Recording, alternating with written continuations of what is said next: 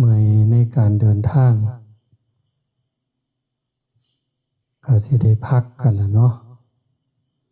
มื้อเช้ากะว่าเฮารับข้าวต้มอยู่นี้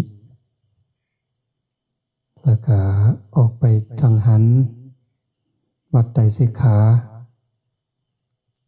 เอารวบรวมปัจจัยกันตามกำลังแล้วแต่สิมี มีเท่าใดก็เท่านั้นถือว่ามายามวัดดอนสวรรค์มาเห็นความตั้งใจนะครับคิดไกลอย่างไรวะคิดไกลก็สิใส่เวลาแน่ในการสร้างเสนาสนะถวายไว้ในพระพุทธศาสนาเป็นสมบัติของแผ่นดินเป็นสมบัติของศาสนากะบ่แม่นของง่ายแต่ว่าเฮ็ดด้วยความมั่นคงอันนี้ก็เป็นธรรมะอันหนึ่งที่ได้มานั่งเห็นนั่งเบิ่งความแข็งแกร่งความแข็งแรงความรวมแรงรวมใจของญาติของโยมเกิดจากความสามัคคีเด้สามัคคีคือพลังเฮ็ดหยังก็ตามคันมีความสามัคคีมีความเป็นน้ำหนึ่งใจเดียวกันทุกอย่างมันสิเป็นไปซ่าแต่มันก็มั่นคงมันก็สำเร็จคันจะย้อนมาถึงการประพฤติปฏิบัติยกระดับดวงจิตดวงใจของตนคันมันสามัคคีเจ้าของนี่ได้สามัคคีกับเจ้าของอันสิมองหยาบๆก็คือกายกับใจบ่ขัดแย้งกันร่างกายก็สมบูรณ์สมประกอบจิตใจก็สามารถบำเพ็ญบุญบำเพ็ญกุศลได้เต็มที่เต็มกำลังแต่กันสามัคคีอีกอันหนึ่งนอกจากกายใจแล้วทิฏฐิคือความเห็นที่ถูกต้องถูกตรงมีสัมมาทิฏฐิความเห็นถูกมีความเพียรความพยายามในมรรคมีองค์8นี่ร่วมกันหมดสามัคคีกันหมดความเจริญก้าวหน้าแห่งศีลแห่งธรรมก็ย่อมเป็นไปถึงว่าสิบ่รวดเร็วดังใจเฮาแต่เพียรสม่ำเสมอคอยเฮ็ดคอยสร้างคอยอดคอยเหยื่อนจังสิได้ตอนค่ำเพิ่นว่าเคยได้ยินคำนี้อยู่ซุคนคอยอดคอยเหยื่อนจังสิได้ตอนค่ำเพียรพยายามนักเอาเบาสู่ได้หน่อยก็ดีกว่าบ่ได้บ่ลดบ่ละความเพียรความพยายามเนี่ยมาเห็นศาลาหลังนี้บ่ฮู้แปลนมันอยู่ในสมองแต่ว่าก็เห็นความแข็งแรงเนี่ยเสาแต่ละต้นอันเบิ่งบ่ผิดก็สิเป็นไม้แดงเป็นหลักแม่นบ่บุไม้ก็ย้อมสู้ไม้เนาะสู้ไม้แต่ว่าเฮ็ดด้วยความตั้งใจมีระเบียบบ่งบอกเด้บ่งบอกถึงว่ามีศีลมีสมาธิ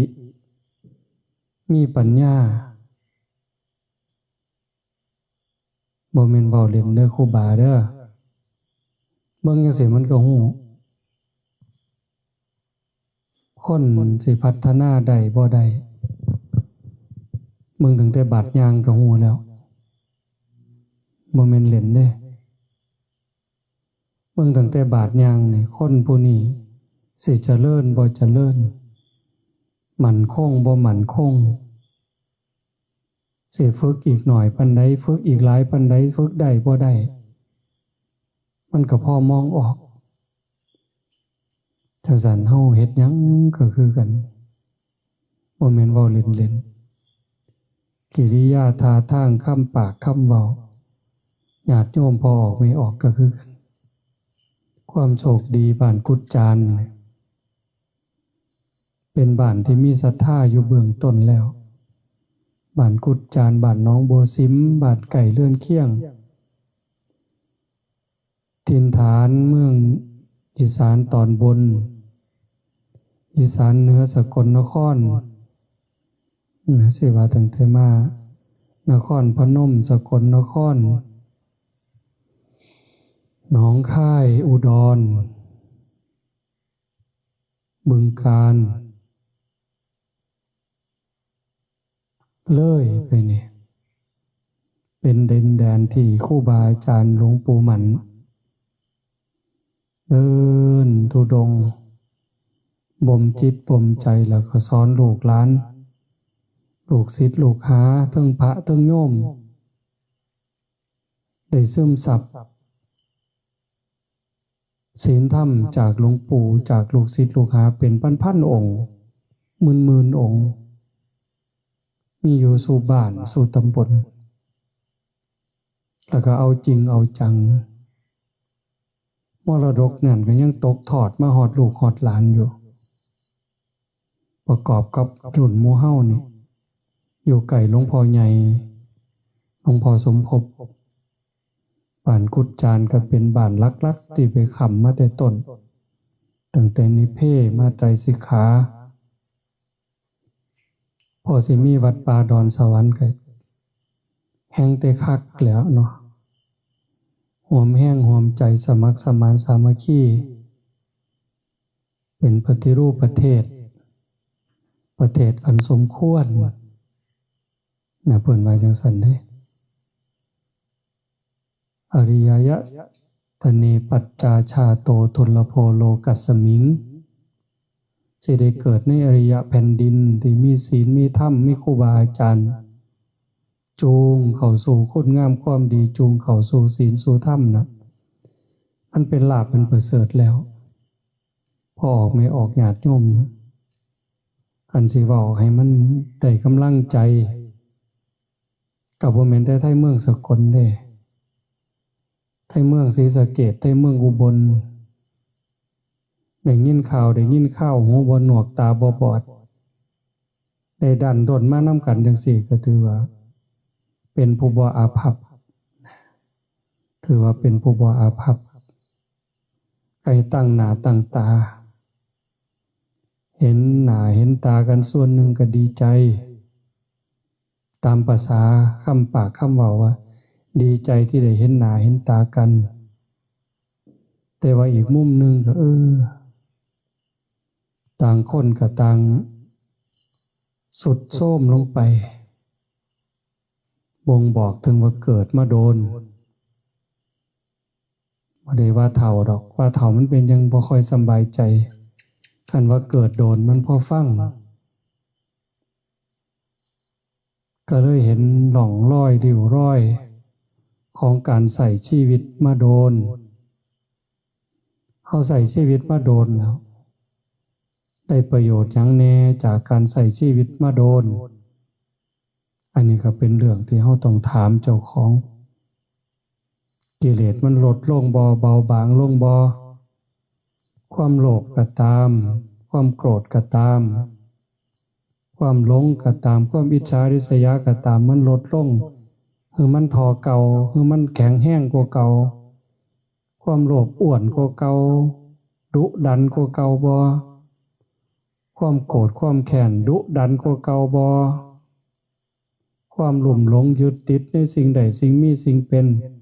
มันเหนียวแน่นมันดุดันกว่าเก่าบ่เจ้าของเป็นผู้หูเจ้าของเป็นผู้เข้าใจต้องหูต้องเห็นโดยตนเองนี่แหละจังสันก็ทบทวนแล้วก็วันเวลาของชีวิตเท่ามันไก่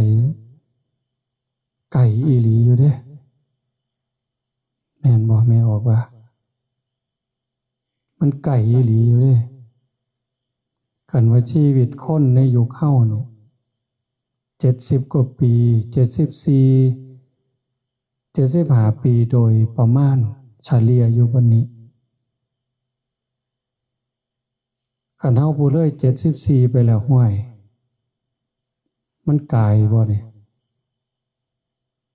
คือมันพร้อมสิขู่สิหล่นเวลาใดก็ได้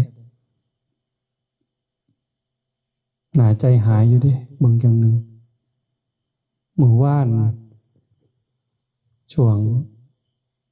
น้ำปะนะ4 โมงแลงเด็กหน่อยเด็กวัดหลวงตามาช่วยแมวหน่อยว่าซั่นว่าบุญหลายว่าหลวงตามาดูแมวมาช่วยแมวหน่อยก็เลยออกมาเบิ่งโอ้เห็นชีวิตมันซอยบ่ได้คิดสิหายามาทาสิพาไปหาหมอแต่ว่ามันแม่นบ่เนาะมันดีนก็ไม่สิดีนไปทั่วทีบเด้คือเงยแต่ข้อได้แต่ปากเงยข้อบ่ได้เงยขึ้นดอกเหยียดไปทั้งหลังปากยกมือขึ้น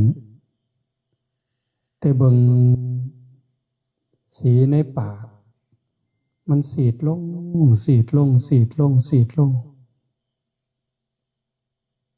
โอ้มันซอยหยังบ่ได้ดอกเอ้ยบุญหลายเพิ่นก็เอาน้ำมาหยอดใส่ปากเอาน้ำมาหดใส่ปากก็อยากซอยหั่นแหละแต่อาตมาสังเกตว่ามันดีดคือมันสิบ่ฮู้หยังล่ะโดยธรรมชาติเส้นประสาทมันดิ้นสีที่อยู่ริมฝีปากมันค่อยจืดลงแผ่วไปเบิ่งห้อยหมากัดนี่มันสอดท้องก็ทะลุบุญหลายเบิ่งว่ามันเข้าไปถึงเครื่องในแล้วเครื่องในทะลุแล้วมันว่าก็เลยเห็นชีวิตคันเป็นคนลักษณะนี้ถูกยิ่งถูกฟันถูกอุบัติเหตุก็อาจสิกระตุกก่อนใจสิขาดแต่ว่ากำลังต่อสู้ภูมิต้านทานอะไรต่างๆก็จะลดลงแต่ว่าเส้นประสาทบางอย่างยังดิ้นยังทำงานก็สิเป็นจังซี่เนาะว่างจิตว่างใจจังได สิเว้านำแมวก็เว้าบ่เป็นสิบอกให้มันทำใจเฮ็ดใจสงบเด้ออย่าโกรธอย่าแค้นให้หมาเด้อก็บอกบ่ได้ปล่อยว่างบ่ต้องอาฆาตพยาบาทถือว่าเป็นเวรเป็นกรรมนำกันมาตั้งแต่ชาติใดภพใดใส่หนี้ใส่กรรมเขามาเอาคืนอยากเว้าแนวนี้แต่มันก็เว้าบ่ได้คนเฮายังดีกว่าโดยเฉพาะผู้ที่ดีขึ้นไปกว่านั้นก็คือมีโอกาสได้เข้าวัดเข้าว่าได้ฟังเทศน์ฟังธรรมได้ฝึกได้ฝนได้อบรมบ่มจิตบ่มใจตนเองอันนี้ก็ยังพอสิดีกว่าบ่ได้ฝึกคันสิว่าดีกว่าผู้บ่ได้ฝึกเขาก็บ่อยากว่าบางเทื่อผู้บ่ได้ฝึกของเก่าเพิ่นอาจสิมีหลายกว่าเฮาเอาตัวเฮานี่ล่ะดีกว่าเฮาบ่ได้ฝึกบ่ได้ฝนดีกว่าบ่ได้ยินบ่ได้ฟังบัดฮอดเวลาสิล่มสิตายใจสิขาดสิได้อันใดเป็นที่เพิงอันนี้สำคัญอยู่เด้จังว่าเฮาแสวงบุญนี่สู่คนครูบาแบ่งครูบาเย็นครูบาโต่งครูบาอาจารย์พร้อมทั้งญาติโยมสู่คนเนี่ยล่ะเฮาได้ซอยกันสร้างซอยกันแปลงทุกอย่างสิหน่อยสิหลายอันใดก็ตามเฮาหาที่เพิงเฮ็ดที่เพิงสร้างที่เพิงให้กับดวงจิตดวงใจในข้าวที่ยังมีชีวิตอยู่นี่ก็ตามปัดเวลาสิตายใจสิขาดนี่ก็คือกันคือแมวเมื่อวาน จักเขาสิจังใดล่ะแม่เขาก็เกิดมาสัตว์เดรัจฉานนี่ส่วนลักๆก็คือเกิดมาใส่เวรใส่กรรมสร้างบุญก็บ่ได้พอปานใดสร้างบาปก็ตามสัญชาตญาณสิว่าบ่บาปเลยมันก็เป็นไปบ่ได้แต่ก็อาจสิเบากว่าคนเพราะว่าเขาเป็นสัญชาตญาณในการหาอยู่หากินเลี้ยงชีวิตกาสิขากบขาเขียดขาสัตว์ที่น้อยกว่าเพื่อเลี้ยงชีวิตมันก็บ่คือคนนี่บางเทื่อมันมีความโกรธความแค้นมีการคิดไตร่ตรองไว้หลายอันนั้นบ่อิ่มแล้วก็แล้วบ่ได้กักบ่ได้กันบ่ได้เฮ็ดสมไว้เนาะหมาก็ตามแมวก็ตามมันบ่ได้คั่นสมไก่ไว้บ่ได้คั่นสมปลาไว้กินอิ่มแล้วก็แล้วทิ่มไว้หันรถต่างกันแต่ว่าคนเนี่ยดีก็ดีกว่าเขาประเสริฐกว่าเขาแต่คันถ้าเฮ็ดบ่ดีก็บาปหลายกว่าเขาเพราะว่ามันมีสติมันมีปัญญามันรับรู้ในเรื่องหลายๆอย่างจังซั่นเฮาได้มีโอกาสเข้าใกล้วัดเข้าใกล้ศาสนาเข้าใกล้ศีลเข้าใกล้ธรรมก็จงพยายามค้นคว้าให้เต็มที่เด็กเล็กเด็กน้อยรุ่นลูกรุ่นหลานนี่ก็สิคิดว่าเฮาเป็นคนรุ่นใหม่บ่สนใจดอกเรื่องไร้สาระอย่าไปหาว่าเด้อย่าหาว่าศาสนาบ่มีผลเฮ็ดบุญเฮ็ดบาปบ่มีผลเป็นเรื่องโกหกเป็นเรื่องขี้ตัวก็อย่าไปหาคิดเกลือมันก็บ่ได้หมดสมัยเกลือเขาห่อคมๆนี่ก็บ่หมดสมัยบักพริกเผ็ดๆนี่ก็บ่สิ้นสมัยน้ำตาลหวานๆอ้อยหวานๆก็บ่สิ้นยุคสิ้นสมัยเฮ็ดดีเดี๋ยวนี้ก็ดีเดี๋ยวนี้เฮ็ดชั่วเดี๋ยวนี้ก็ชั่วเดี๋ยวนี้ทุกอย่างยังคือเก่าเพียงแค่ความคิดความเห็นของคนในจำนวนหนึ่งเท่านั้นมันก็มีแต่ยุคนั้นล่ะในสมัยครั้งพุทธกาลก็เป็นแนวนี้คนบ่เชื่อคนบ่ศรัทธาก็มีคือเก่าจนฮอดมื้อนี้ผู้ที่มีศรัทธาทุ่มเทสุดชีวิตตั้งแต่สมัยครั้งพุทธกาลจนฮอดมื้อนี้ก็มีอยู่คือเก่าเฮาสิเป็นคนประเภทใดสิจัดเจ้าของไว้ในประเภทใดเลือกเอาที่เฮาได้มีโอกาสมาฮอดเมืองสกลนครได้แวะกราบพระธาตุพนมได้กราบหลวงปู่ฝันว่าจะไปแวะหลวงปู่มันเมืองส่งฝนตกรถก็บ่ทันกันก็ลวงออกมาซะพอดีเลยออกมากับบรรยากาศก็ดีขึ้นพอท่านกันอยู่แวะหลวงปู่ฝันซะก็ได้มากราบได้กำลังใจได้ความอบอุ่นบารมีหลวงปู่แผ่เข้ามาสู่หัวอกหัวใจของผู้ที่มีศรัทธาไปกราบไปไหว้ก็อิ่มใจมาพอสมควรไปย่างรอบถาดพนมอันนี้ก็เป็นบุญผู้ที่เขาอกเข้าใจแล้วมีความศรัทธาก็ได้ความปราบปลื้มได้ความยินดีเฮาก็มีสิ่งเหล่านี้หล่อเลี้ยงผู้ที่มีศรัทธาในพระศาสนาในบุญในกุศลเนี่ย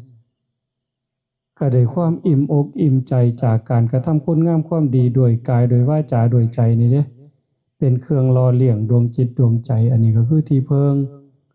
เวลาเฮาตกทุกข์ได้ยากลำบากลำบนบ่สำบายอกบ่สำบายใจนึกถึงศีลนึกถึงธรรมนึกถึงบุญนึกถึงคุณงามความดีก็ได้สิ่งเหล่านี้หล่อเลี้ยงความรู้สึก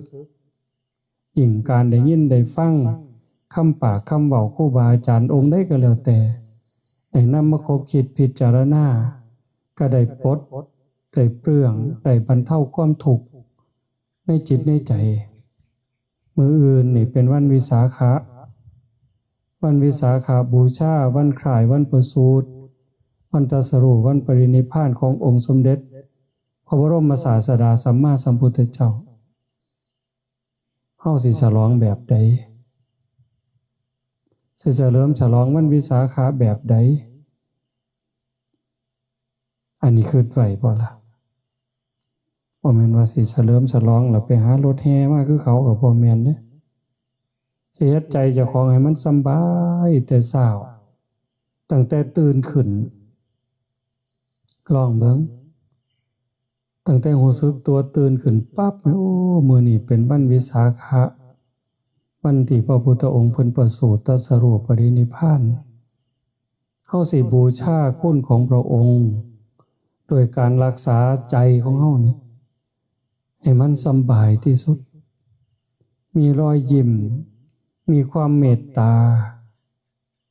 มีความเป็นปกติมีความปรารถนาดีต่อทุกชีวิตลองเบิ่งเด้สิเป็นคนบ่คิดหลายสิเป็นคนบ่เครียดบ่โกรธสิเป็นคนบ่อิจฉาสิบ่เป็นคนน้อยใจสิบ่เป็นคนจับผิดผู้อื่นเฮ็ดใจให้มันคือคนตาย เฮ็ดใจคือพรหมเฮ็ดใจคือคนตายเฮ็ดเบิ่งเด้อลองเบิ่งเฮ็ดแนวใดก็บ่ฮู้จักละคิดว่าเทวดาเพิ่นสิมีความคิดจังได๋น้อพระพรหมพระอินทร์เพิ่นสิมีความคิดจังได๋น้อก็ลองเฮ็ดใจสมมุติว่าเฮาเป็นเทวดาเฮาเป็นพระอินทร์เฮาเป็นพระพรหมสูงสุดเฮาเป็นคนตายแล้วเนี่ยมันสิเฮ็ดใจจังได๋ก็ลองเบิ่งถวายเป็นพุทธบูชาต่างดอกไม้ธูปเทียนแก้วแหวนเงินค่ำเอาการประพฤติปฏิบัติการรักษาใจให้มันเป็นบุญเป็นกุศลเป็นความดีความงามไว้นี่ล่ะเป็นเครื่องบูชาพระพุทธเจ้าบูชาพระธรรมบูชาพระสงฆ์เนาะมื้อนี้ก็สิสมควรแก่เวลาแล้วมันสิ 3 ทุ่มแล้วบ่กี่ทุ่มพุ่นหลายใกล้แล้วพอดีเนาะเราจะได้พักพรุ่งนี้เช้านี้เอาสิเอาจังไดล่ะตื่นอยู่บ่ได้แสงสิตื่นอยู่บ่โอ้แล้วแต่จังไดตื่นอยู่ว่าซั่นตัว ตื่นสวยๆก็ได้เนาะตื่นสวยๆก็ได้จักตี 4ตี 4 ครึ่งก็ได้เอาก็บ่ต้องมาดอกตื่นก็อยู่พุ่นล่ะล้างหน้าล้างตาเก็บวันอยู่วันเช้าเฮาสว่างมาก็รับอาหารว่างประมาณจัก 6 โมงตี 5 ครึ่ง 6 โมงอาจารย์ก็เข้าไปพุ่นล่ะแล้วก็สิได้รวบรวมปัจจัยเท่าที่ได้เท่าที่มีร่วมพัฒนาวัดป่าดอนสวรรค์เฮาก็สิได้ออกไปวัดไตรสิกขาบัดนี้ไปจังหันสาวพุ่นอาตมาเทศน์ 3 โมงเฮาก็ต้องไปฮอดก่อน 2 โมงนะโยมอีดกับโยมเล็กบ่เห็นตามมาแล้วเพิ่นกลับแล้วกลับไปไสกลับที่เกตกลับแล้วกลับแล้วอ๋อเขามาฮอดพี่แล้วบ่เขามาอยู่ห่วงน้ำเลือกตั้งห่วงน้ำเลือกตั้งก็บ่ย้านเสียสิทธิ์ดอกเพิ่นว่าแต่ว่ามีความฮักความแพงกับผู้สมัครก็บ่อยากให้เสียสิทธิ์ก็เลยต้องไปเพิ่นว่าเฮาก็เดินทางปลอดภัยอันไปแล้วเนาะให้เดินทางปลอดภัยพวกเฮาก็คือกันหลายคนที่บ่ได้มาโยมคันแม่นบ่เลือกตั้งก็สิได้อีกรถบัส2รถบัสพุ่นติก็เฮ็ดจังไดมีเลือกตั้งผู้สมัครก็ต้องอยู่กรรมการส่วนใหญ่ก็คือกรรมการถึงเป็นผู้ใช้สิทธิ์นำเป็นกรรมการนำมันหนีบ่ได้ส่วนใหญ่ผู้ที่มานำก็เป็นข้าราชการส่วนใหญ่แต่ก่อนอันนี้คือเกือบหมดมาบ่ได้ก็ถือว่าเป็นธรรมดาเรื่องของเพิ่นหมู่เฮาก็เป็นหน้าที่ของเฮาเป็นเรื่องของเฮาเนาะเอาส่ำนี้ละขอให้ได้มีความสุขกายสุขใจนอนหลับให้มันสบายอากาศเย็นๆเมืองสกลนครส่ำนี้เนาะกราบพระเลิกประชุมไป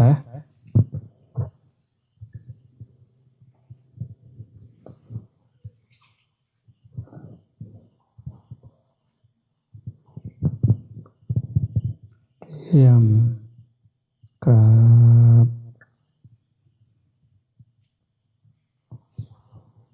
กราบ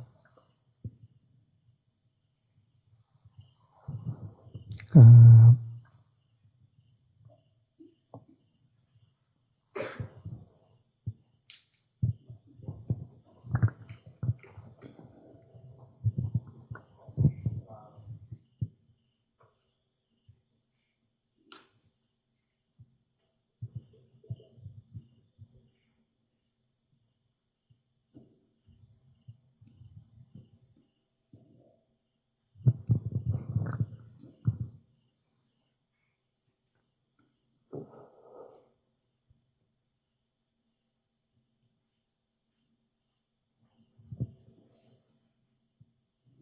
หามืออื่นซ่าบนจังรวบรวมปัจจัย